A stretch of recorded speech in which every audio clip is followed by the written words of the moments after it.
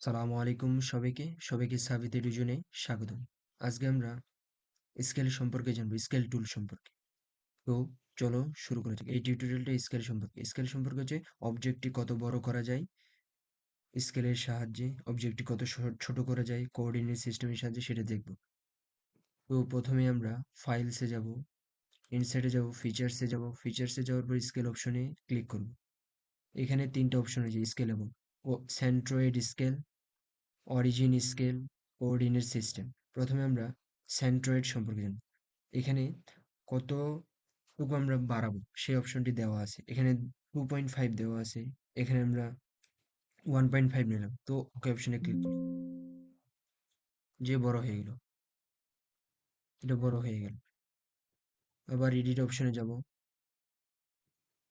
আবার এখানে সেন্ট্রয়েডের পরিবর্তে যদি অরিজিন নিই, আবার এই অপশনে ক্লিক করি, তাহলে ওকে অপশনে ক্লিক করে আমরা এই অবজেক্টটি দেখতে পাবো। আবার স্কেল অপশনে, এডিট অপশনে ক্লিক করব, এটাকে যদি আমরা বাড়িয়ে দিই 6.5, তাহলে অনেক বড় হয়ে গেল অবজেক্টটি, বড় করে দেখার জন্য। এখন আমরা সেন এখন আমরা যে জিনিসটি দেখবো সেটা হচ্ছে কোঅর্ডিনেট সিস্টেম। কোঅর্ডিনেট সিস্টেম সম্পর্কে দেখার জন্য আমাদের যে জিনিসটি জানতে হবে সেটা হচ্ছে এখানে একটা কোঅর্ডিনেট কাট করে নিতে লাগবে। কোঅর্ডিনেট সিস্টেম আমরা দেখার জন্য প্রথমে আমরা একটি কোঅর্ডিনেট সিস্টেম নিয়ে নিলাম এই প্লেনের সাপেক্ষে। এই কোণায় আমরা কিভাবে কোঅর্ডিনেট তৈরি করা যায় সেটা আমরা দেখেছি পূর্ববর্তী যে টিউটোরিয়ালগুলো করেছি সেগুলো থেকে। তো এখানে কোণায় নিলাম এক্স এক্সিস, এপাশে করে নিলাম ওয়াই এক্সিস, এপাশে করে জেড এক্সিস নেওয়ার দরকার নেই। তো কোঅর্ডিনেট সিস্টেম তৈরি করে নিলাম। এখানে দেখতে পাচ্ছ কোঅর্ডিনেট সিস্টেম 3 তৈরি হয়ে গেছে।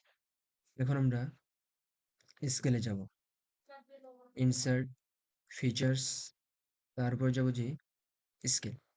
এখানে 3 নম্বর অপশনটি হচ্ছে কোঅর্ডিনেট সিস্টেম। এখানে কোঅর্ডিনেট সিস্টেম সিলেক্ট করতে হবে।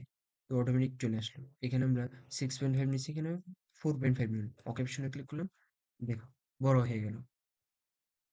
স্কেলের কাজটি হচ্ছে কোনো অবজেক্টকে বড় এবং ছোট করে দেখানোর জন্য, কোনো অ্যাঙ্গেল থেকে বা কোনোখান থেকে ইত্যাদি। তো আজকে এই পর্যন্তই। Thank you everyone.